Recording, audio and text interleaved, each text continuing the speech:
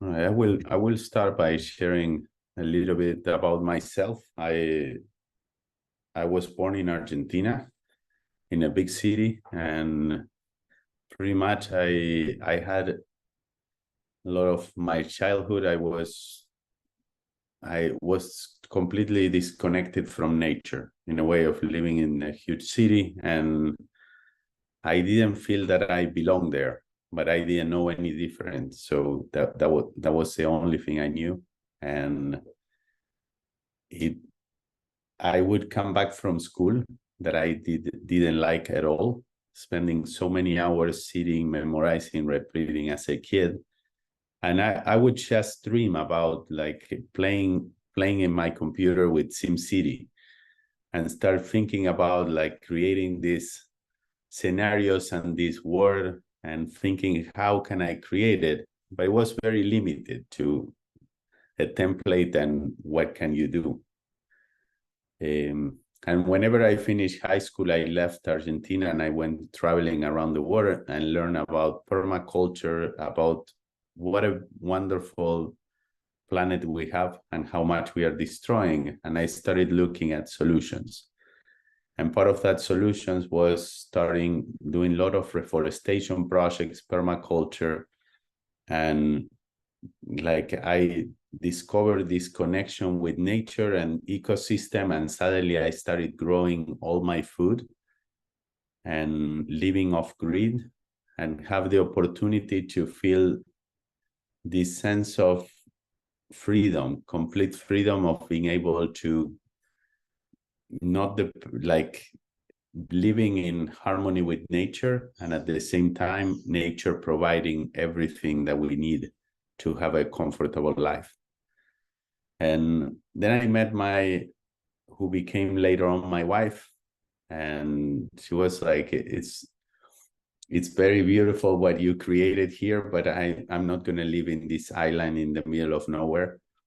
I want to have more people, and more when we started thinking about starting a family, the importance of having community around.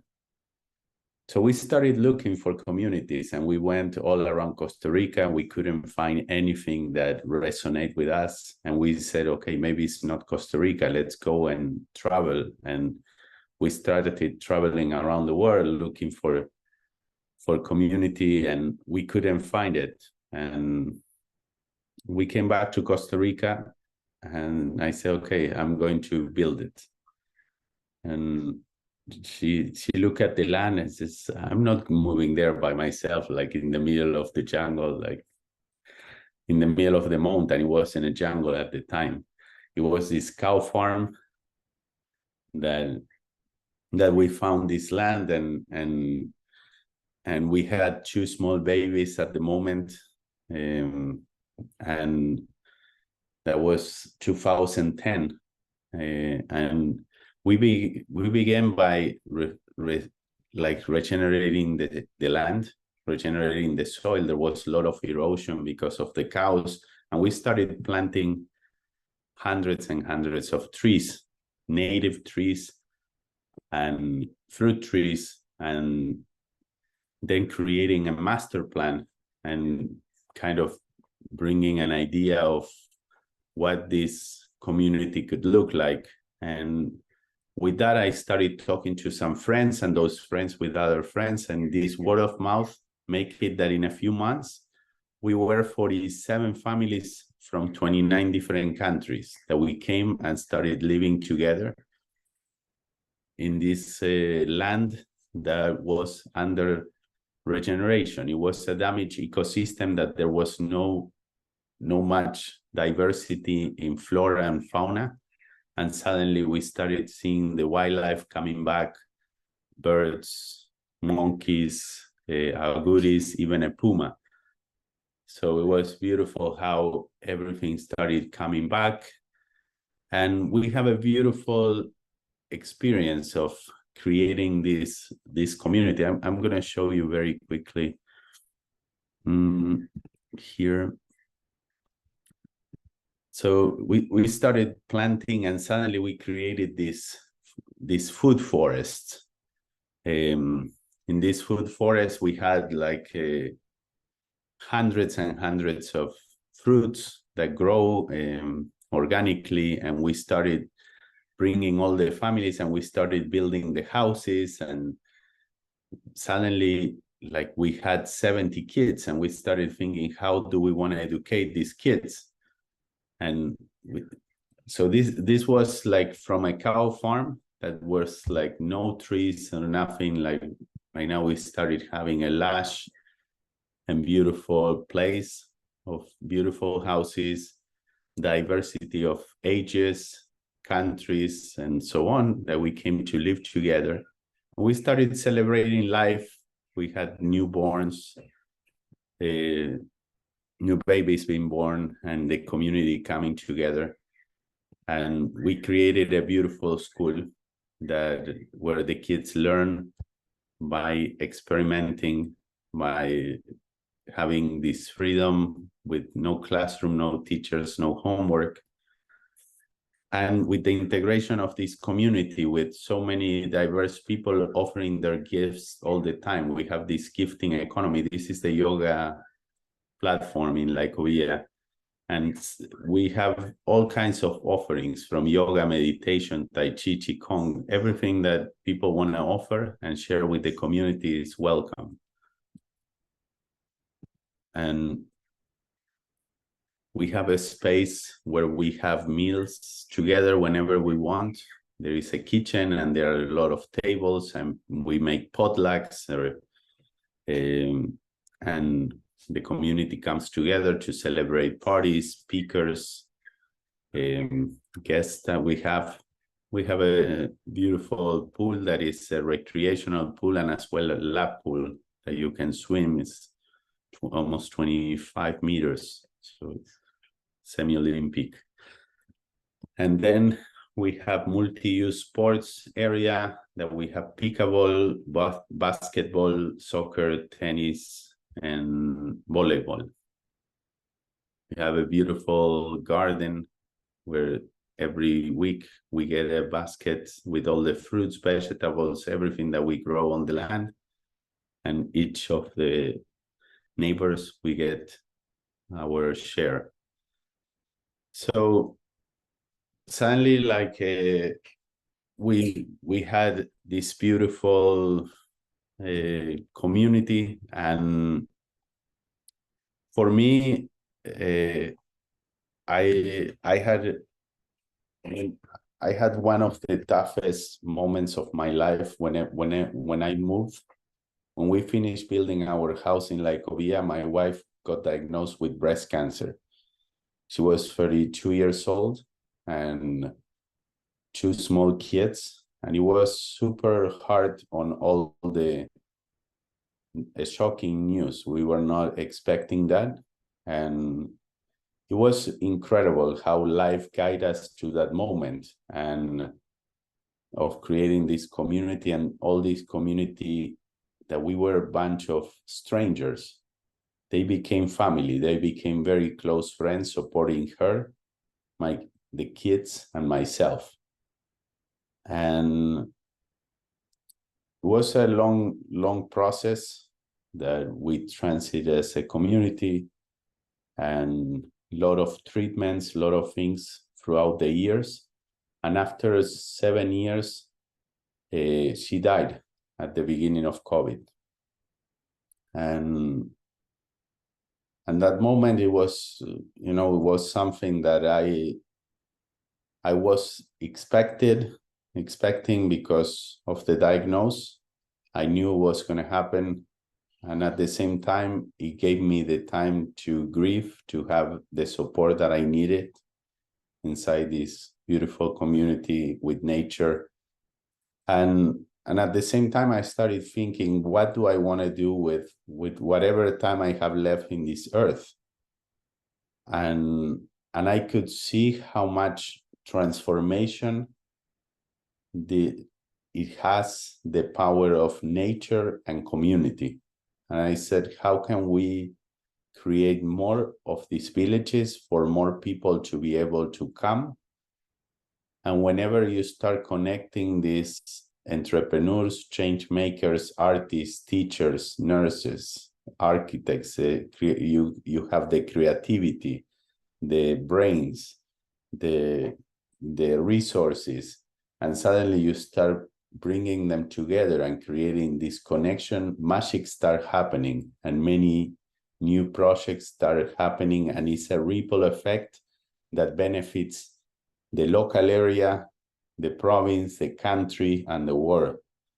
And this is what right now I partner up with a couple that they are really incredible entrepreneurs, and they have the experience of how to expand from a little thing into many villages. So our vision right now is how can we bring these villages all around Costa Rica and all around the world. And we are in this mission right now and we started with this property that used to be a petting zoo. This property is 200 hectares, about 500 acres. Most of it was with the petting zoo, where they have stations with cows, horses, dogs, pigs, etc. It was kind of be a farmer for a day, and there are like 7 amphitheaters like this one over here. This one has a space for 3,000 people to sit in there.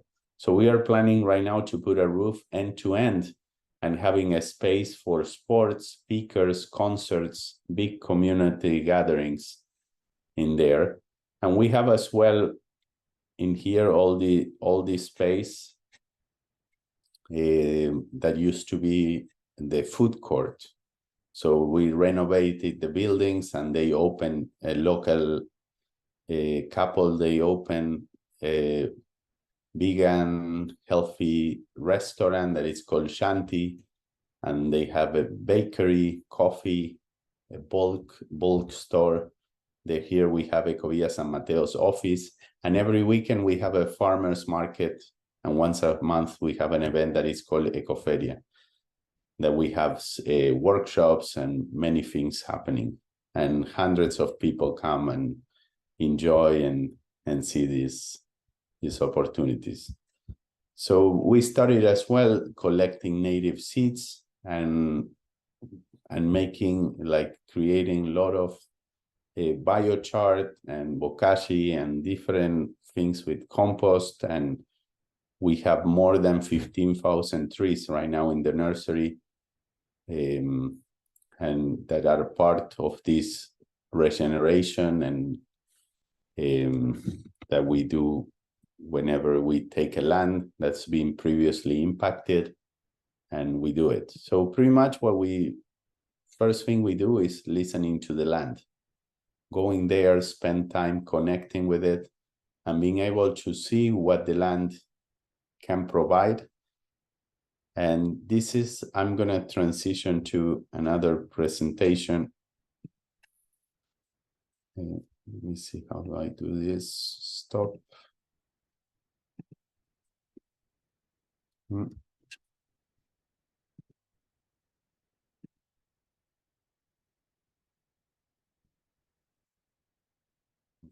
Here we go.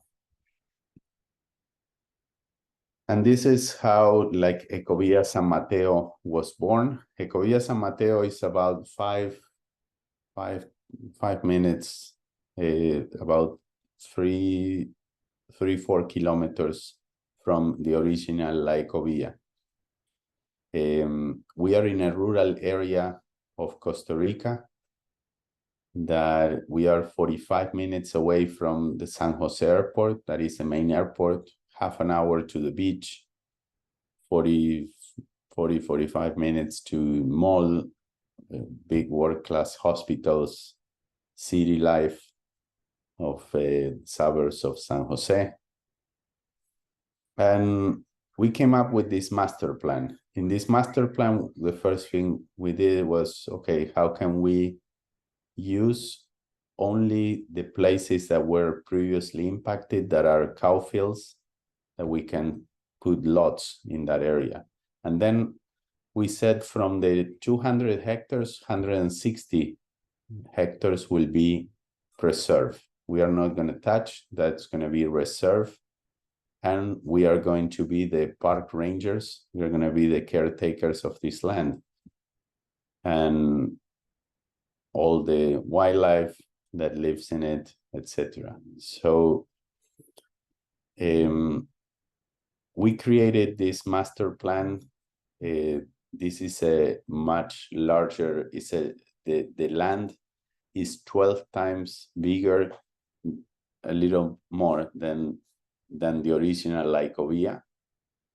And here we created, because there are more lots than the original Ecovilla, that we are 47. Here we created 6 villages. Each of the colors is one village with the same amenities that we have in Ecovilla, in the original. And the idea behind it is not like there will be any fences or anything, but creating these common areas that we share and people come together to being able to have this intimacy and this connection that whenever it's a large number of people, it's very difficult to achieve. So that's why each of the villages between 40 to 50 lots. And we anticipate the villages to be around 150 to 200 people per village. It's a very good number to create very healthy dynamics inside the communities. And what you see there, 1, 2, 3, 4, 5, and 6 are the exclusive areas where the communities comes together. Each of the villages, they have this space where they share their gifts, they share meals, they have all that. I will go in more detail in a little while. And all the villages, we share all the reserve area, and this yellow area that you see right in front of the river, it's an area that we designated, it's 13 hectares. That's about 35 acres. That is designated as the Machuca River Park. This park is an area that is completely flat and allows all the neighbors of all the villages to have access to the river, to walk, run, go into bicycles, have sports areas and wildlife watching, etc. But I will go into more details later on about the Machuca River Park. Here, all the villages, it goes into more detail in each village, and the lots range from 1/4, like a quarter of an acre to an acre. That's about 1,000 to 4,000 square meters, more or less. And each of the villages, they have all different varieties of lots. We want that this diversity of nationalities, backgrounds, ages, and in each of the villages. We don't want this, okay, this is the rich and famous and the poor and unknown.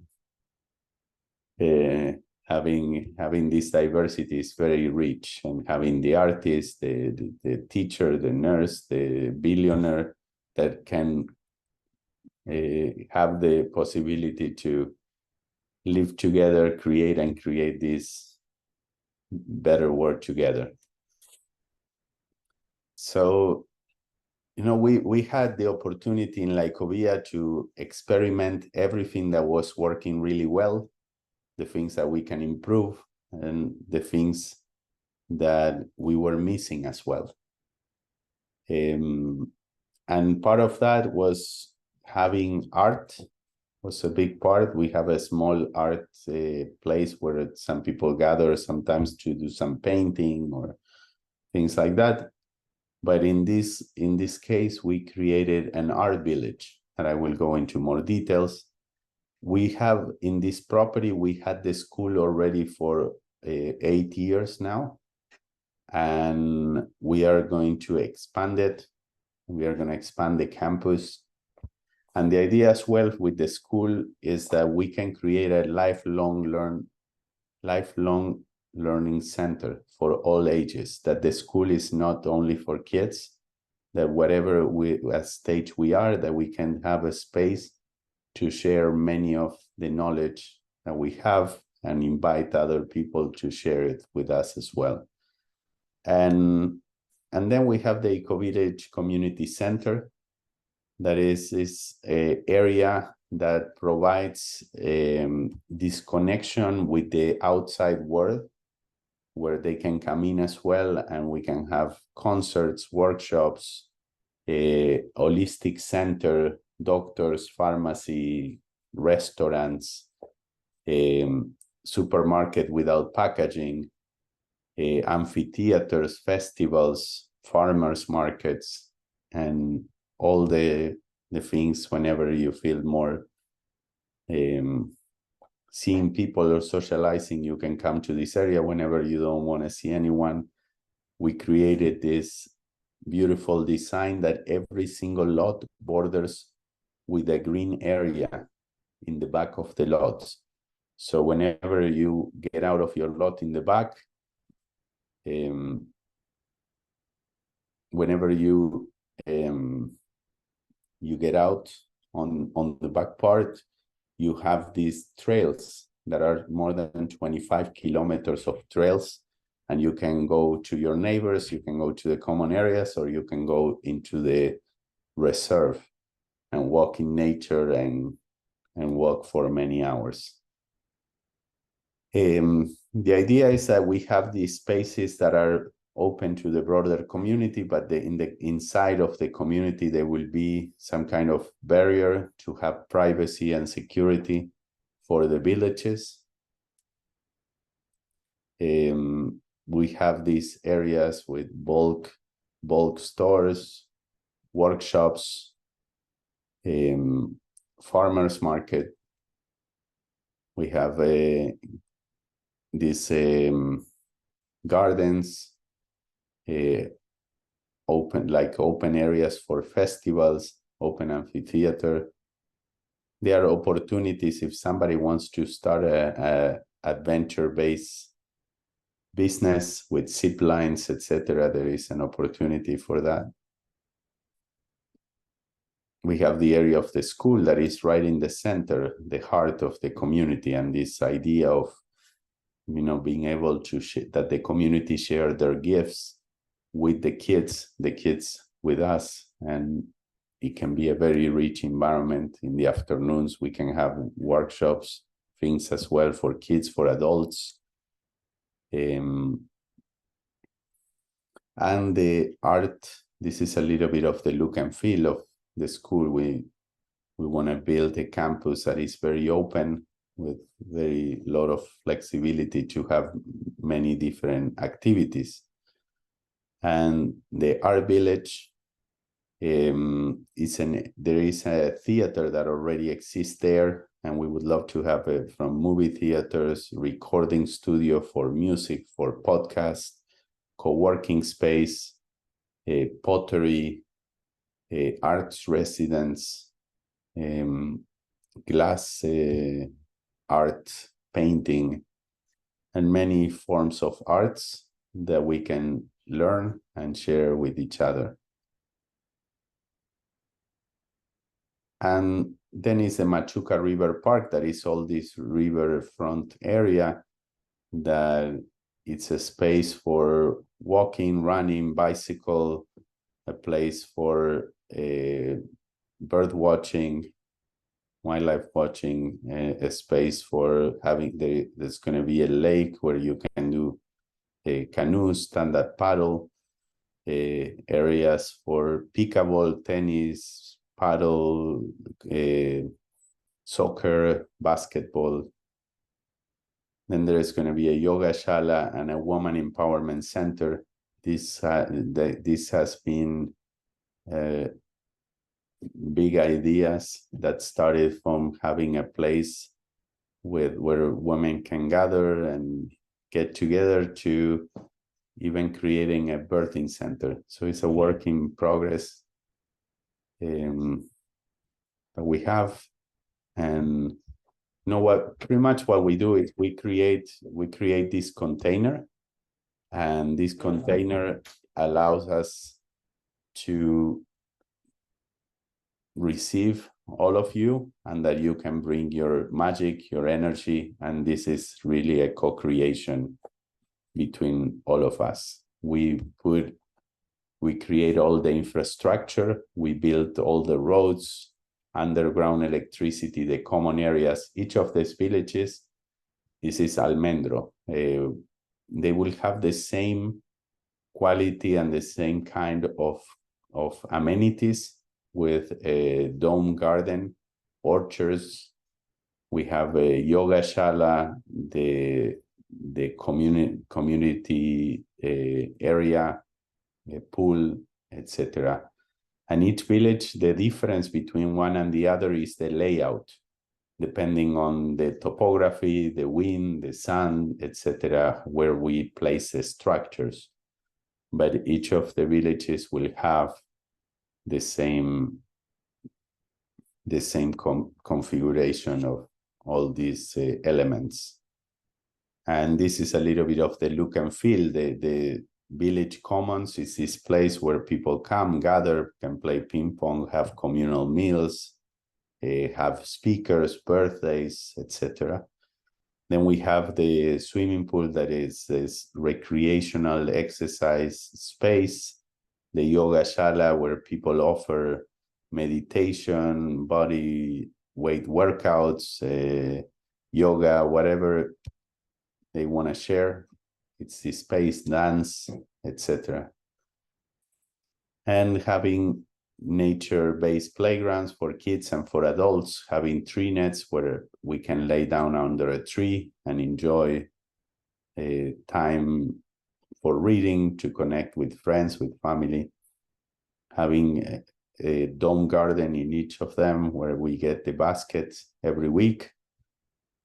And then we have the regenerative strategies, all the things that we do, from biological corridors, where is the existing trees, where we need to help more to accelerate the process of this restoration of these ecosystems.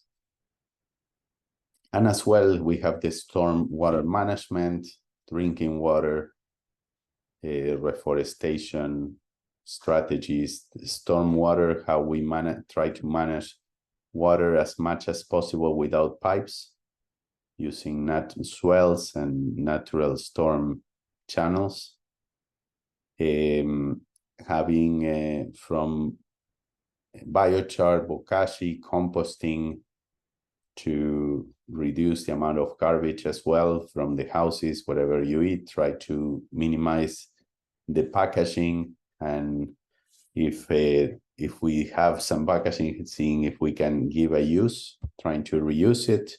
And the last resource is the recycling. The circulation, we have roads, the primary roads, the secondary and tertiary. The difference between each road is the amount of traffic they get, depending on how many people we expect that they will drive. The idea is when you're driving, when you're walking around, that you have this feeling that you're in nature. And what I was telling you about the every lot that connects with these trails that you see there in brown, and these 25 kilometers of trails all around the property.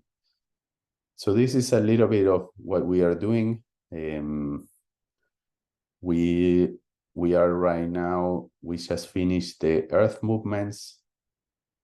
We finished restoring many of the existing buildings there, to have some local entrepreneurs with already are having from a car wash to a clothing business, and many other things happening. The farmers market that we have every weekend, the Ecovilla, and we are right now in the process of getting the permits to be able to complete all the infrastructure. We are doing the design of the pool, rancho, yoga, all the common areas that will go early next year, in a couple of months. We hope to start building all this infrastructure and bridges and roads. We just finished the earth movements, and we are hoping that around 6 to 8 months from now, we can start delivering the titles of the lots and that people can start building their houses. We do not build houses. We provide the regulations. We provide a list of architects and builders that we know, we trust, we know that they're really good, and then everyone can work with them or with someone else that have that line. It's not like you have to use anyone that we recommend. We have no conflict of interest. We do not build houses. We just build the infrastructure. We sell the lots, and then everyone builds their house. So yeah, I've been talking right now for a while, and I would love to hear from you. Any comments, questions, concerns, anything that is present for you, I would love to open it for you.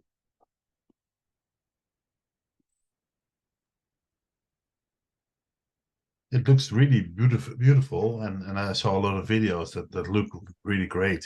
But I can imagine that the ideal way to see it is to experience it.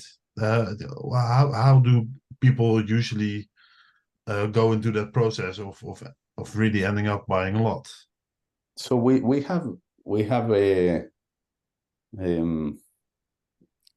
all kinds of people. Some people that they've been already to the Ecovilla before, and they said they buy without seeing. Some people that never been to Costa Rica, and they buy without seeing it because they feel this is my calling, this is what I believe in, and this is where I want to invest.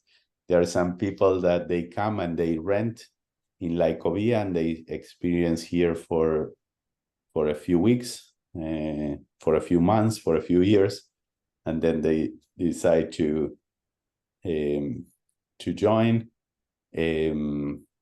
So we have, and some people that they come just for a weekend and they can stay as well outside Ecovilla. There are some, the team help finding some accommodation, and they visit Ecovilla, they visit Ecovilla San Mateo, they have a feeling, they walk the lot and they feel it, and they say, this is what we want. So we have all kinds of configurations of kind of options. Actually, I see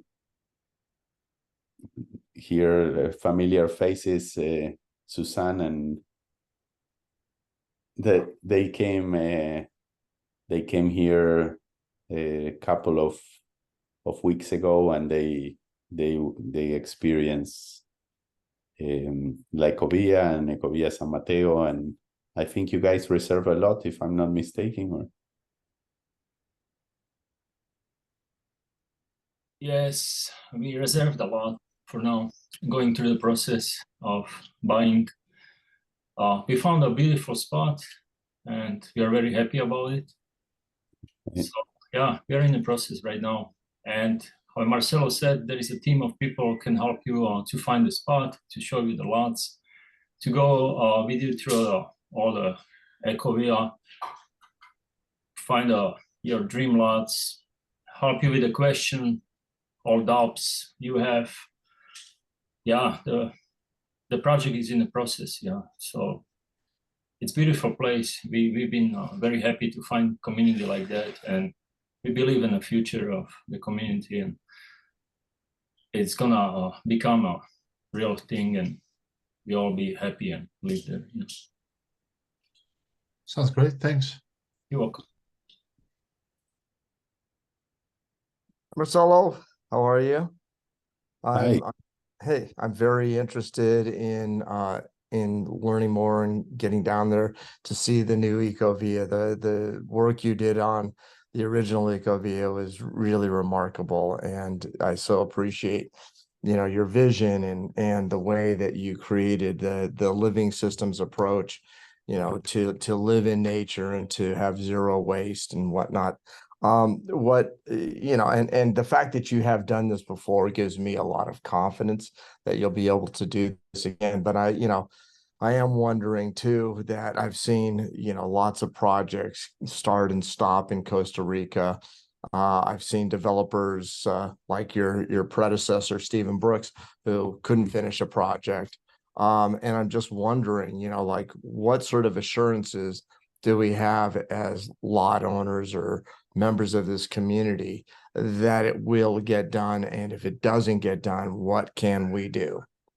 Sure. I mean, in this case, this is a larger project than the original Ecovilla, but at the same time, it's building 6 times what I already built. And I did it by myself, so I know every single thing from that is involved. And right now I can guide.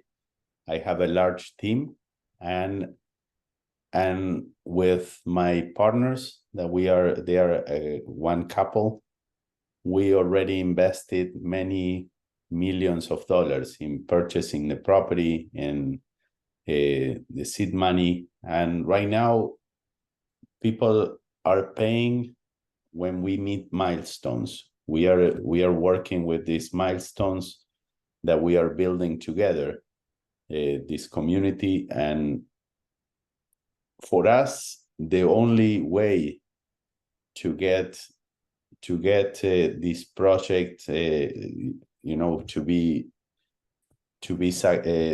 be able to recuperate our investment is to make this project successful. Right.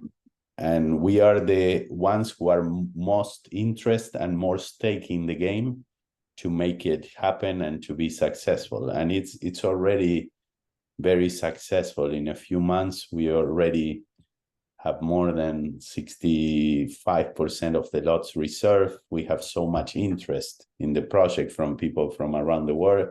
And I have no doubt that we will complete it because we have everything everything from resources to knowledge to team to everything to be able to complete it. So yeah, well, I have a lot of confidence that you will, and that's why I'm on this call.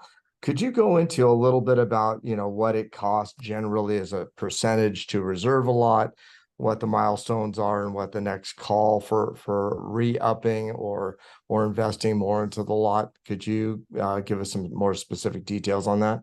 Sure. They are look, we have so much confidence as well in this project that we are offering 50% financing to anyone that needs it.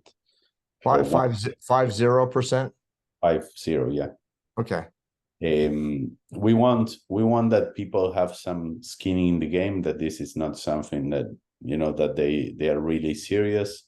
So as well, what we do is people reserve a lot with 20%, and after we meet certain dates or milestones, when both things meet, they give another 30, and then as we move forward until we deliver the lot is when they finish paying.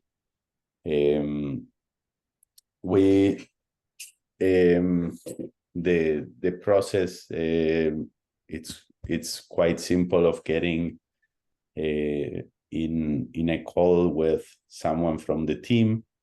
They can listen to all your needs, your criteria, your budget. And right now I do not know exactly how much the lots are, but I know from the beginning we had lots from $50,000 to $400,000, and we even had some lots especially reserved for people that bring special gifts that the whole community will benefit, that they don't have the resources, that they're more subsidized. Got it. In a way. So we have all those things in place, and people can help you and bring you all the information, and being able to, if you can come down, they can give you a tour. If you cannot come down, they give you a virtual tour. They make videos, they make images, and there are a lot of information from topographic maps and an app that we have that it helps you being able to look at it and choose the right lot for yourself. Okay. Thank you. I have a few more questions, but I would rather that somebody else get their questions out too, and then we can circle back. Thank you. Thank you so much. I see a question. How many architects do you have available for the building of the homes? I think we are providing a list of 10 or 12 architects. That list is growing as well, because some of the people that are already reserved, that they are designing already their houses, they highly recommend their architects, so we add them to the list. But as well, these are all architects we know, we have good references, but in the country, there are hundreds and hundreds of architects that you can choose from, or some people even work with foreign architects, and then they have a local architect making the plans and signing and tropicalize it in a way. I'm wondering what the water source is on the property. The water sources we have in the property are like we have springs and wells.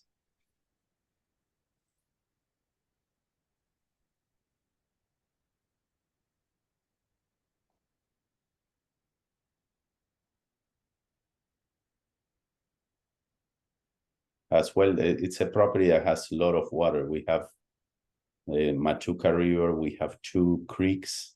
We have one concession already of one of the creeks that is being used right now for irrigation as well, but the drinking water will be well and spring.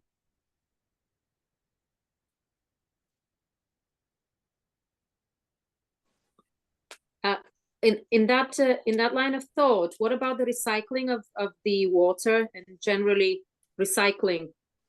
Sure. Because the volume of all these villages, I'm imagining, if these were hotels with people living there, consumption, demand. Yeah, we in the original Ecovilla, I built a thing. It's a biodigester. It's a massive biodigester, and all the houses are connected to this biodigester, and it treats the water. It produces methane gas, and then the water that comes out gets infiltrated in a pool or reused for irrigation. In the case, it was the first time I built one of these, and it's a very rocky soil that we have. There were some huge boulders, these huge rocks, and we had to do a lot of earth movements and a lot of impact building the sewer. So part of the research was finding a better system, and we found this company called Bionest. They are originally, the technology is Canadian, but they are a company that is based in Costa Rica, that they bought the part of their system, their technology, and they build these individual treatment plants where you have it, each lot, it's already included, that have a Bionest system. The water gets treated, and the water comes completely clean and can be used for irrigation in your lot. So we incentivize that if you're going to use irrigation in your water, that comes from there, and recycle it and use it as watering the plants. As well, and then we have all the rainwater that it will have certain swells and ponds where we will lower the pace of water and managing it throughout the property so it doesn't create damages with erosion, etc., etc.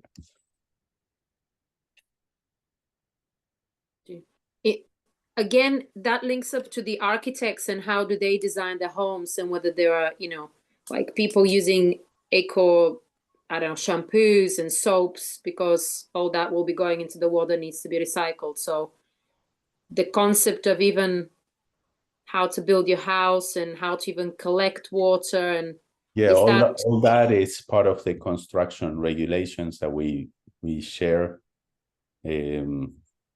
All this document is with all the things taking in consideration for building an ecological house and lifestyle. One thing, for example, is like they gave us 75% coverage on the property, and with all the green area you can almost build 100% of the lots, but we restricted to 25% because we want to keep it as green as possible. Lots are quite big, and there are a lot of we calculated that if everyone builds the maximum allowed, less than 5% of the project will be built, 95% will be green. So it's a very good ratio. One more question for us, and then I'm happy to leave it to the rest of the audience. Having been living there for quite a while now, how much, like, what's the percentage of sustaining yourself in terms of food? Like, how much do you grow? Like, 20%, 50%, or how much do you rely on external supplies? So that's a great question. In a way, we are trying to create an ecosystem, and this ecosystem includes a broader community, and it all depends on the community how much energy, meaning resources right now, and that goes together with another question that they ask. How does the community garden and center get paid for? Is there a community fee or HOA? HOA, for those that don't know, means homeowners association. So legally we are a condominium, and in Costa Rica, condominium means that you get a title of your lot. You are the complete owner, and then you are part owner with everybody else of all the common areas. And depending the size of your lot is how much you paid. In Ecovilla, we pay a monthly fee that runs between $80 to $300 a month. And that goes to pay the local workers that grow the food and the basket of food, the maintenance of the pool, the roads, etc., etc., etc. So the amount, when I said amount of energy, I'm saying in Ecovilla, we have one person growing food for 47 families. So you can imagine, like, it's not sufficient, but if you put, instead of one, you put 5 people growing, you might get way more. Or so that's what I mean. It's a decision of the community how much energy you want. But the idea behind and why we have a farmers market or anything is how we can work as well with the local community and those that come and sell organic eggs and organic chicken and fish and bread and ice cream and all these places that we help as well the local economy, and having this ecosystem of that surround us with and incentive them to transform their productions to organic, and because there is as well a market and that they can make a living and helping the broader community as well. But as I said, this is a decision of the community. If one day they said we want to grow 100% of our food, there is enough land, and depending if everybody decides we want to also pay or we want to help in growing the food. Right now, the way it's set up, nobody's forced to do anything. That, like, you're not forced to work in the garden, to share your gift, to assist to the events. It's all an invitation. You can do whatever you want to do. We have these local workers that they are amazing maintaining all the spaces and growing food, but people love to go sometimes and volunteer in the gardens or helping with harvest. And it's all out of their want, their hearts, and same thing with the offerings to the community. So I have a question regarding this matter of participation. So I visited many communities in the past few years because I understood that I wanted to live in a place like this. But I saw so many problems, and they were sometimes structural, like they made the wrong choice with the bureaucracy, the legal structure, the way they managed the communication between the founders and so on, the decision-making process. But a lot of it went down to the culture. So I've looked at the videos, the lives, documentation, like I'm pretty much 100% aligned with everything. So I'm gonna visit like in 2 weeks and see the land, so I can see, you know, how the energy is there, and then reserve a spot if it feels right. But the only thing that, you know, I can't ask the lawyers or the team or whatever, that is maybe not a concern, but is on my mind, is how to preserve the magic and the culture that's created in the first Ecovilla. Because you have really, in the first instance, you have the pioneers, the people who really made an effort, and they didn't have any insurance. They went there, and they have a connection with the land, and maybe they even had it before. They were around in Costa Rica, they were already in Costa Rica, and then they moved there. So what I'm a little bit afraid of is people who live in the city, they have money, they see this on Instagram or on Netflix or whatever, and they're like, oh, that's cool, let's put 200,000 there, let's reserve a spot. But they have no culture. They come, they're arrogant, they use, you know, they don't recycle. That's something that's concerning for me, because I've been putting a lot of energy into living a life very consciously, having zero waste, having lots and lots of things. Like if you're in a community and 99 people recycle everything and do it, and then one puts something toxic in the water supply, and they're like, yeah, I don't care, yeah, who cares, it's just, yeah, whatever, like that's kind of stuff like ruins it for everybody. So is there like any way that you are thinking about this, about kind of selecting the people, or I don't know, creating the culture again? I don't know, it's a bit difficult. For me, I visit many communities before deciding to build my own, and I've seen all the things that didn't work in many of these communities. And as you said, it's the building systems and building all the infrastructure and everything is the easiest part. But one thing that we got right now a great team working on it, and we got it really right. And we already have a huge community participation on. We have a social lab with great minds that are part of this social lab, and they are creating these experiences for people to create that culture. We built a manifesto together. I'm not sure how can I share it here, but it's so beautiful what it's coming up. And right now it's a work in progress of the why are we doing this, and creating the culture of these villages. And I do not believe in selection. I think the universe sends the right people at the right time, and they self-select. When you have the energy and the vibration is here, whoever doesn't vibrate at that level, they already say, okay, this is not the place for me. They go alone. And truly, I feel that what you are describing is this unconsciousness from people. I don't feel they do it because they're bad. It's because they don't have. No.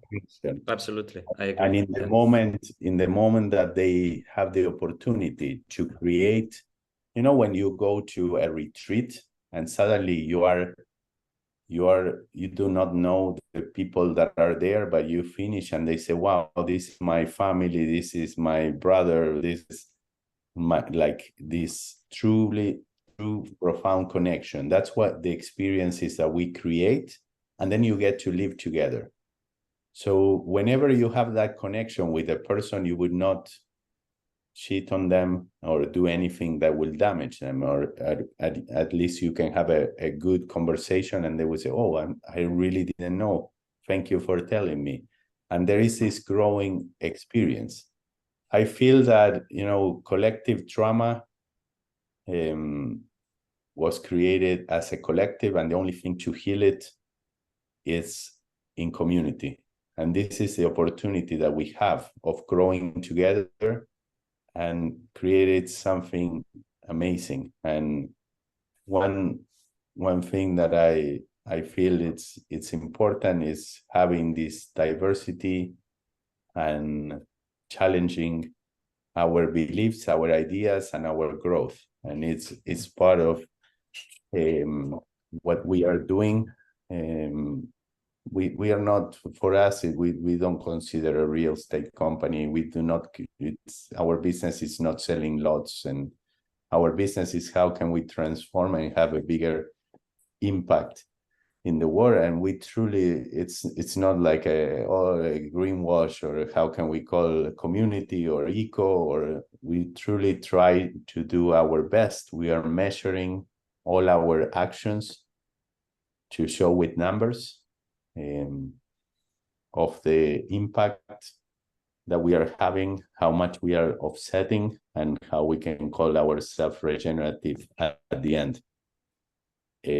So, for us, it's very important to work in these invisible structures much more than the visible structures, because that's what's going to make a project successful at the end of the day, and how we accompany in the creation of this culture, and the culture stays. Early in the day, I invited a guy named John Young. He's a guy who created a company called H Hills, and he came to Ecovilla, and we made this workshop that is called Art of Mentoring.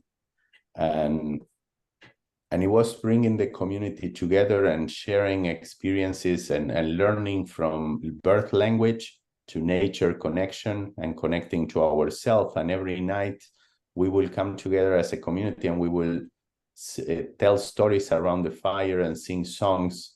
And from there, we started having men's circles and women's circles, and creating our own culture that 10, 12 years after, they still happening. And this is the seeds that you plant, and even like many of the things. And it's a beautiful thing. We do not have a guru. We do not have someone that is the leader or anything. It's really this community that we make decisions together.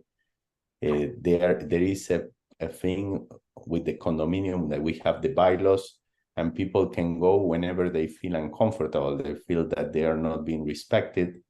Here, okay, this was our original agreement, no noise, or this is the thing that is bothering me. How can we solve it?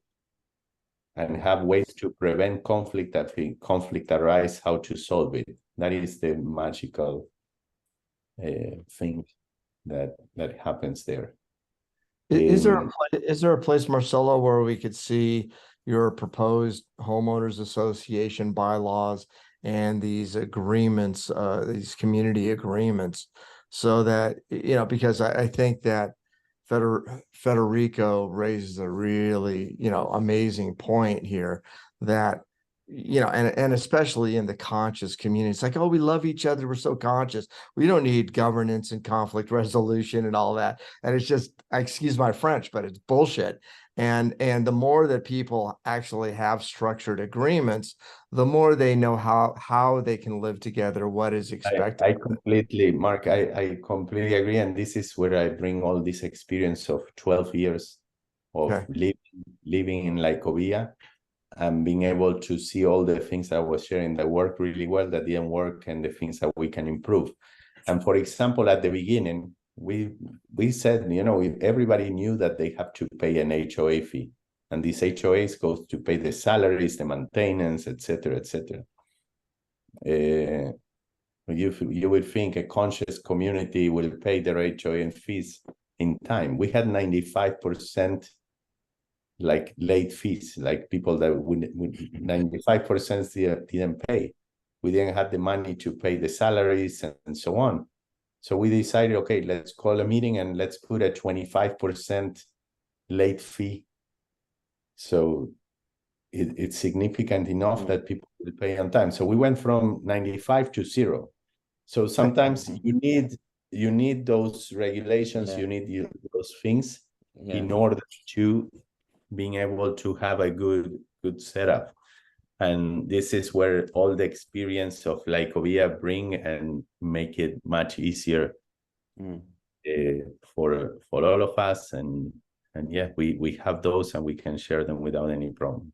Yeah, in alignment with, the HOA fees, there's some interesting things with all the land and potentially with the media center and the art center and an entrepreneurial center may be focused on living systems innovation. There may be ways where we could create a cooperative structure where the successes of the community businesses are some, a percentage is shared with the cooperative. And if everybody really supports it, pretty soon nobody's paying HOA fees and they're getting paid to live there, which is kind of an interesting thing to explore together.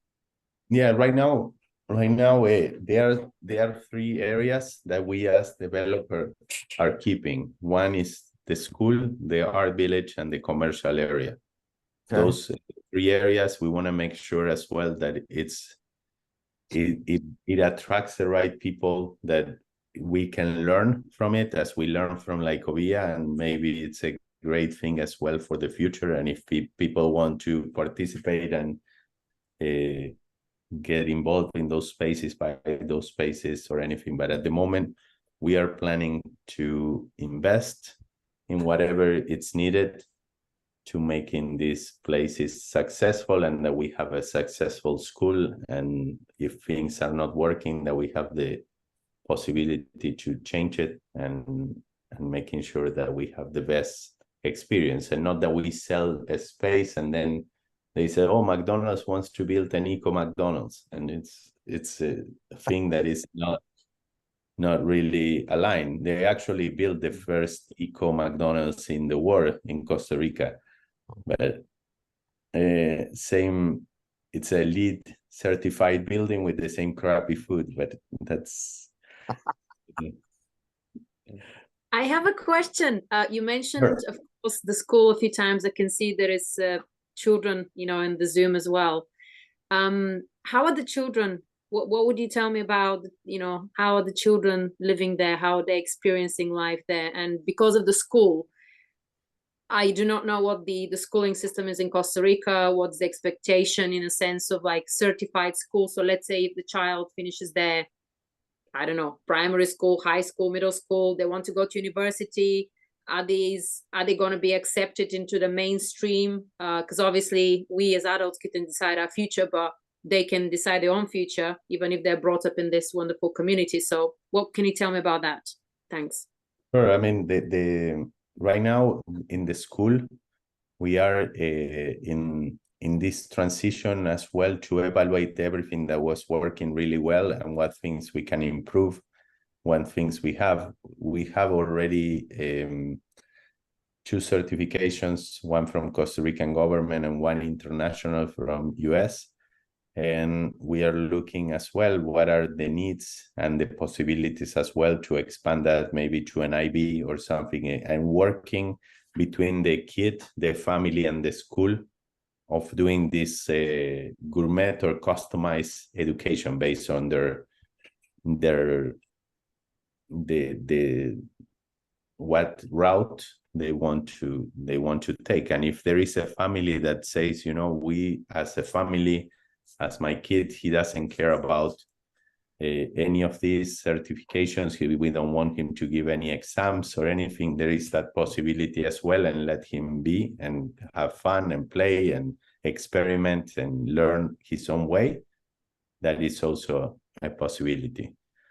So we are trying to see how we can create that, and we are working on that. It should be done this month, and start applying it next year.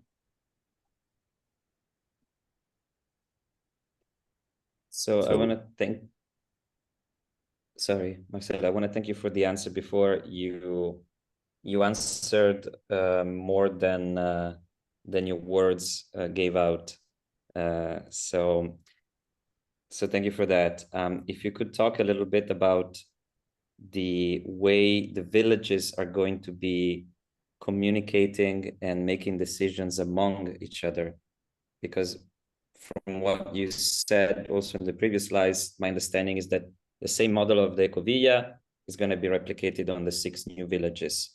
So within the village, the people in the village will decide what happens in there. But how about the decisions about the common areas and the common activities in between villages? There will be like a kind of a village level and the federal level, in a way of having all these decisions. So each of the villages will choose a representative that most likely will be the legal representative or administrator that will come together as a group of the 6 villages and someone from Ecovilla as a 7th, and we will make the decisions of saying, do we want to have a guard as soon as you cross a bridge? Do we want to have a guard there, or we leave it open? Do we want to have this or not? And being able to make decisions as a group, and we will all have to contribute financially to those decisions. So let's say that between all those expenses is $6,000, then we will have to split it between $1,000 each village, or the size, or etc. And then that will get distributed from that federal level. Thanks. I have a question. I know that it's somewhat broad at this point in time, Marcelo, but what do you see the range per square foot for building a house in Costa Rica at Ecovilla with the regenerative standards that you're seeking to implement? Oh, so we, like none of the things that we have in the construction covenants will make your house more expensive. Actually, it's just how you use the resources wisely, and it gives a lot of a lot of recommendations as well, but things that are not mandatory. But a house in La Ecovilla, you can build it somewhere between $70 to $130 a square foot.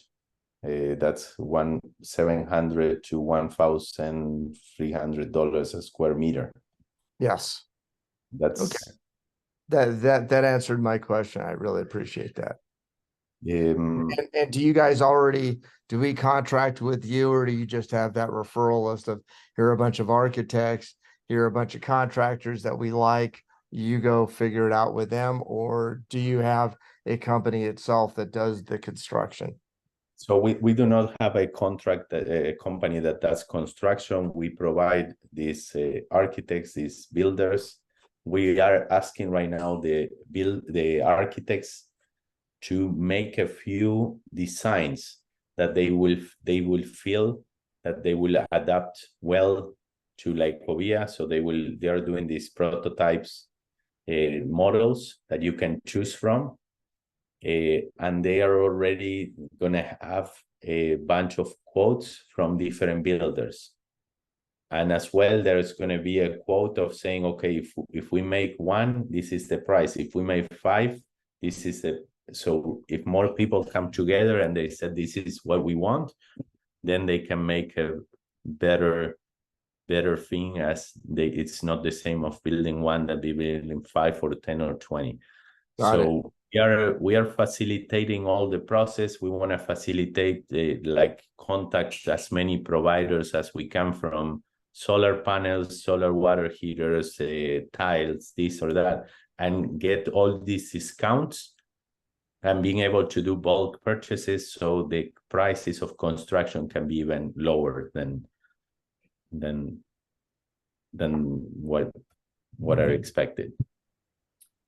Great.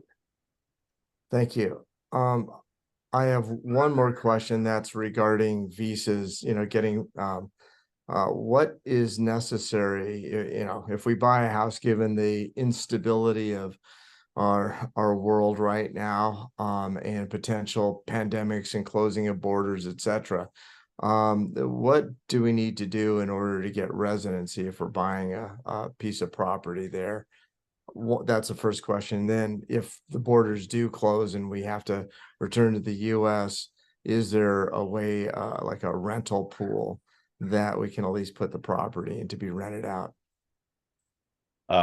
Yeah, I mean, as far as residency, we have a thing on the website that once you reserve a lot, you have this access. It's a customer account, and we have access to all the documents, to architects, builders, lawyers, and part of these lawyers, they are immigration lawyers, that they provide over there as well all the information and the different ways of how you can become a resident.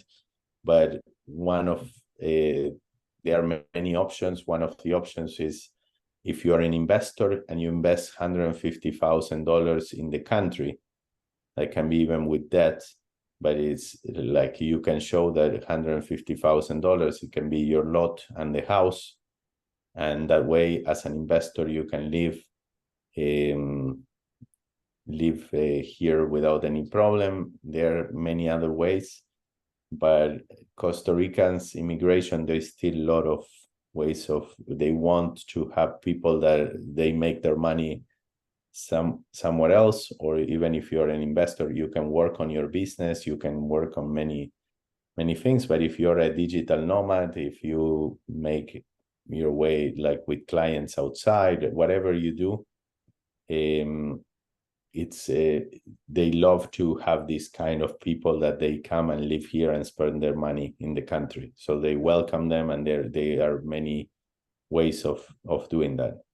In terms of that, we always, since Ecovilla was created, we had a huge demand for rentals. There are not many options, and the prices are completely crazy, in my opinion, because of offer and demand. I expect that to continue for a while because there are more people moving into the area. The area is growing, and there is a big need for housing. So we have right now in Ecovilla 2 people that are doing property management, rental management, and helping with the rental things. And we have daily requests for short-term and long-term rentals, and we can connect them. We connect them always with the owners, and they make an arrangement. And we are not in that business, but if the project keeps growing, we might help in those aspects. Awesome. I've seen that some people wrote here some messages. Please, if I miss any of them, just open your mic and ask. I'm sorry, but I need to go. How do we find out more, please? The best way to find out is going to our website, Ecovilla and that is you can contact our team. If you're already in contact with someone, please continue with them, and they can provide you a recording of this video and any information you might want.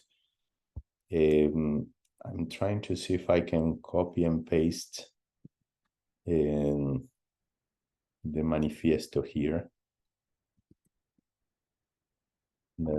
It's so beautiful what it's coming up. But if I cannot do it, you can contact as well and ask the sales team if they can share.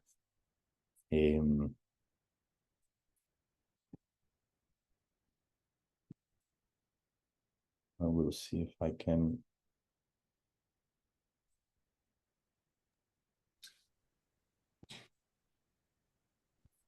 Stefan here. From my own experience, we just contacted people we know through social medias, and then that didn't work on the first place because the people moving in and out. But later we fill out the form on the internet, as Marcelo already posted, like ecovilla.com, and we found a very responsive person for us. She was extremely quick with the responses, and we found a way how to communicate. It's super easy process. How I said, they have more than 3 people, I believe, to communicate immediately, and you can find your guy or girl to get all information you need for drinks. Yeah.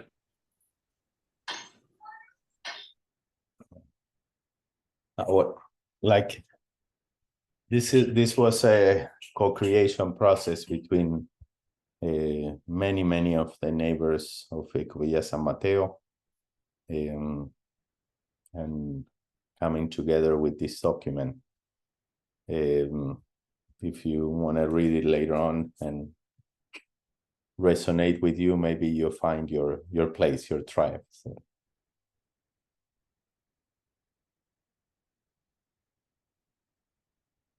I share it there in the chat. I do not know if any of you have any other question. I would love to. There were some. I have a lot more questions, but I wanted to leave people the space also. Yeah. Hey, thanks. I have a quick question. So we have the price list for all your lots. And is there any differentiating factors between like Dahlia versus Ficus and all the other villages you have? Because right now, you know, without being there present, it's difficult for me to, I've already selected like 20 lots, right? Like, help myself in fine tuning it. Is there any differences between the villages? Are some more like flat versus steep, mountain versus forest, or is it just like a mix of everything in each one of the villages? Who's helping you choosing your lot? Marie-Hélène, I think I said that right.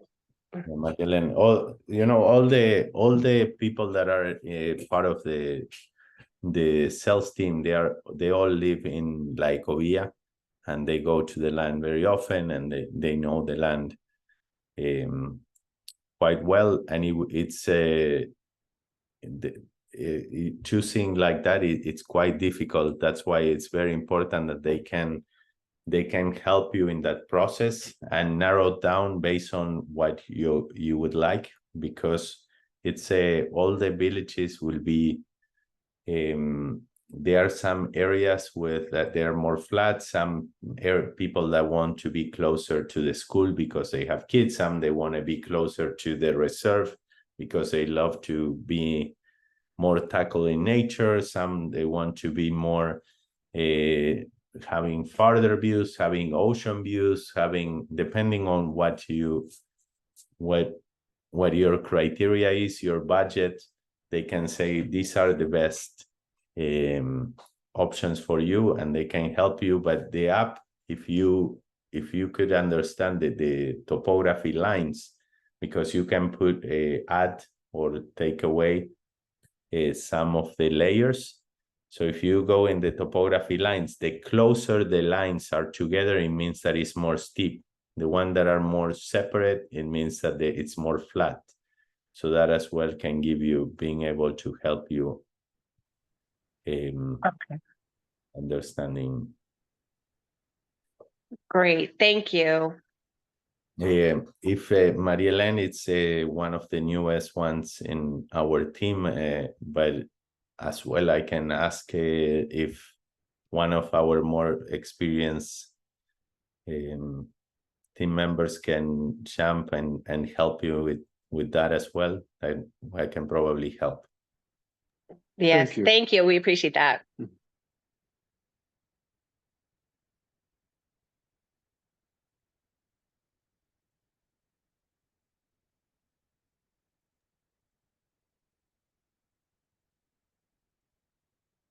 I'm just wondering too, based on that last question, are there any sort of one of the things I found in community design and planning is that there are likely to be some people who want to go to a drum circle or dance or have some music. And I'm one of those guys that one day I'm going to want to dance and be in the drum circle, and the next I want to meditate. And I'm just wondering if the villages, have a certain theme to them, or there's people who are like veganism is a religion, and other people, being an omnivore is like a religion. And I'm just wondering whether, you've given any thought to sort of the lifestyles and creating, villages that are very quiet and other villages that are a little more rock and roll, or villages that might be a little more to a vegetarian or vegan lifestyle. Anything like that, Marcelo? Not really.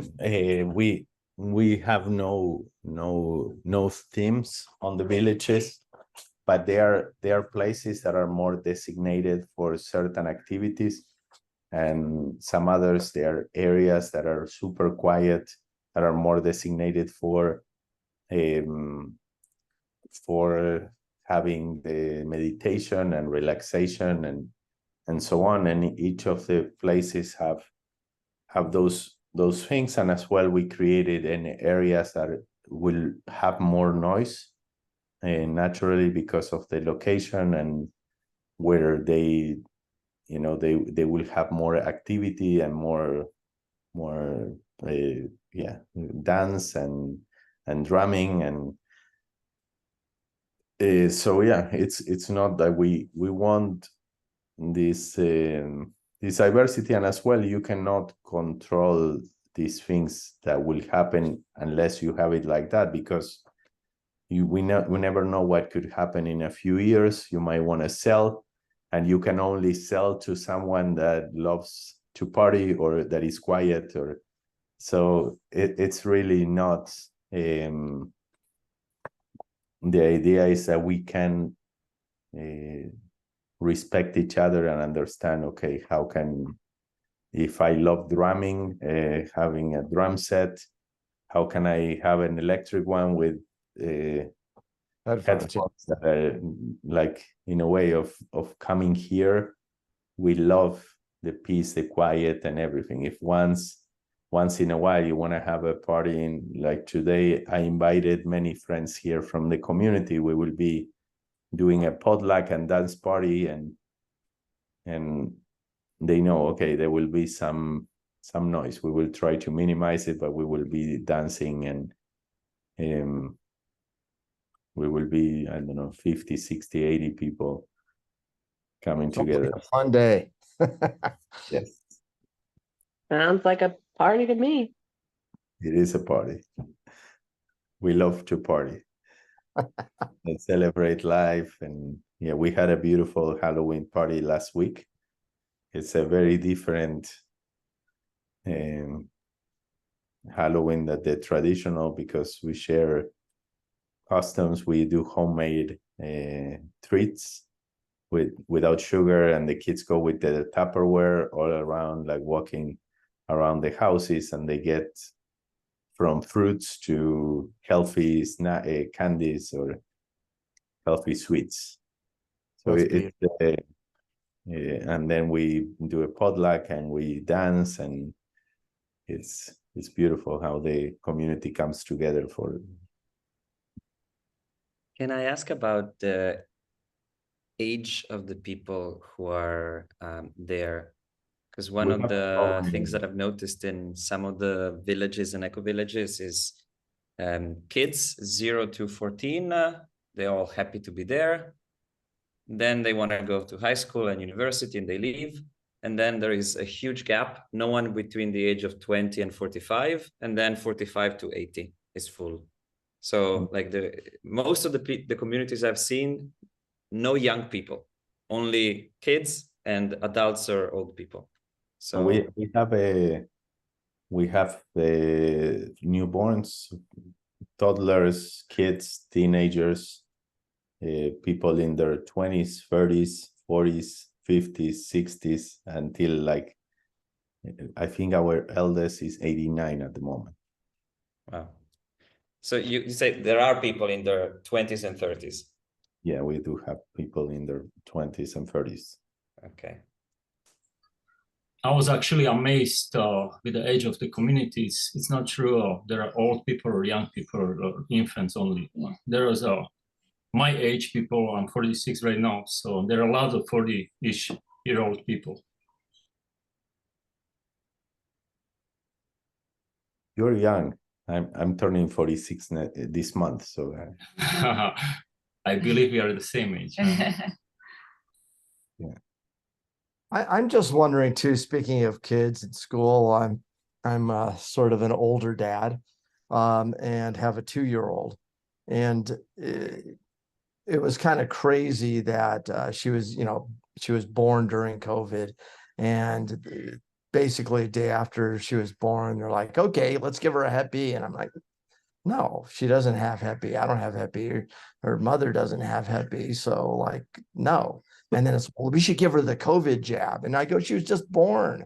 Like, and it's kind of insane here, the corruption around the jabs. And I know it's a very divisive topic, but when we think about the community schools, is there any sort of decision that's been made on whether the vaccines are mandatory or not?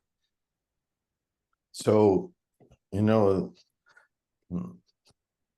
Latin America, rules are created to be broken. That's it. And they always find a way of the minister for the school. If you want to be called a school and you want to operate as a school, you need to give reports. That you can have inspections from the Minister of Health. And I know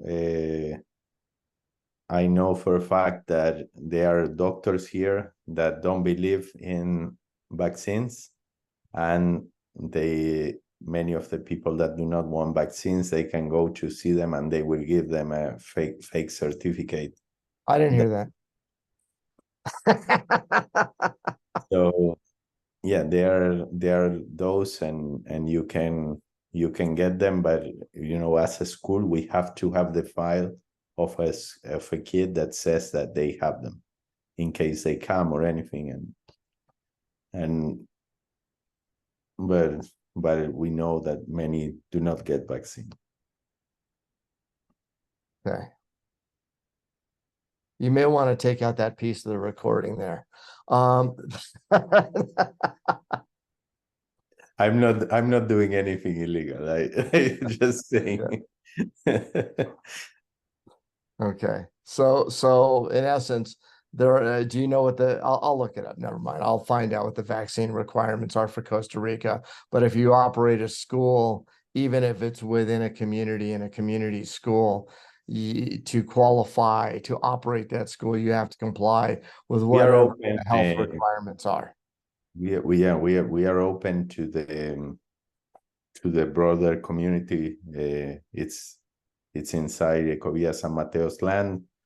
A lot of people from Ecovilla go there, but it's open to the broader community. We have people, many ticos, that come to the school and many families, and it's the requirement of the government. How you get the paper, we do not care.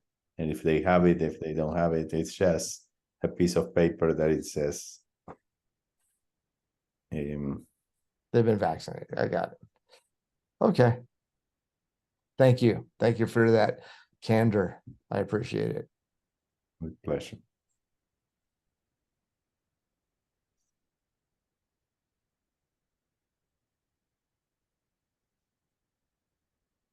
Thank you, Anya.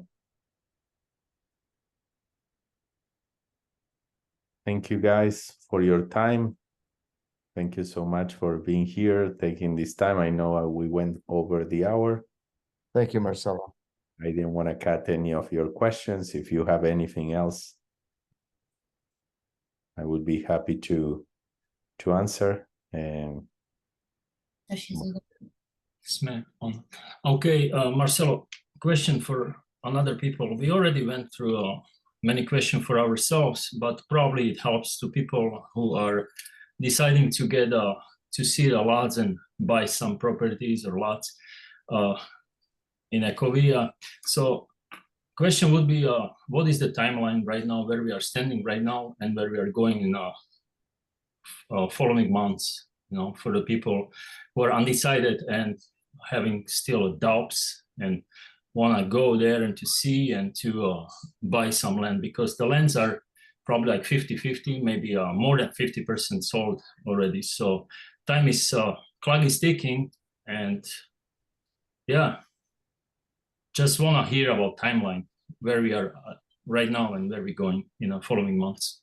Thank you. so you want to know the timeline for the development, or what timeline are you? Our timeline for the project, where the project stands right now, what's the following steps are the close months, like let's say in the next 6 months of the development, how the people proceed, for like we did, we went there to see the land. Oh yeah, I mean, as far as that, I share a little bit. We have right now we are finishing the designs of all the infrastructure, and with that they will start the process. We have 2 permits. One is the environmental impact study that it's going to begin now, and it takes about 2 to 3-4 months to get it done. And while we do that, we do the IMBU, that is the segregation of the lots from the big property into the small one, creating all the units and making the condominium. For that, you need to have many plans of roads, sewage, rainwater, drinking water, plans of all the systems, all the things that electromechanic, underground electricity, fiber optics, etc. They have to all be there in order for the things to get approved. So we think between April and June we will have the titles, and it's when people are going to begin. And there are many things we are going to start doing between now, while we are getting the permits, that we can start putting pipes and roads and building the pools and the domes and the rancho and the yoga, etc. While we do it, the idea is that between now and when the people finish the houses as well, that they can, all the infrastructure can be completed, the common areas can be completed, and that they have a full project. Some people will want to wait until all the things are completed from our side, and it's completely fine as well. But some people would like to move there as soon as possible, so they're really eager that we finish the things as soon as possible as well. But we depend on the government. Yeah, that's exactly where my question was aimed to. What's the time frame to decide to get a lot and start the process, because time flies like crazy. And yeah, time flies like crazy, and there is a lot of interest. We are getting a huge response from people these days. Looking, the more crazy the world gets, the more people are looking for nature, community, and getting out of that Matrix. out of metrics. Yeah, exactly. That's the way. That's the future. Either you stay here and struggle and keep struggle more and more, or you find a community like that and have the dream life. You gotta believe that. No. The options are tight. So, Thank you, Marcelo. Thank you. Thank you so much. Thank you, guys. Have a wonderful weekend. You too. Thank you. Marcelo, do you want to stay on for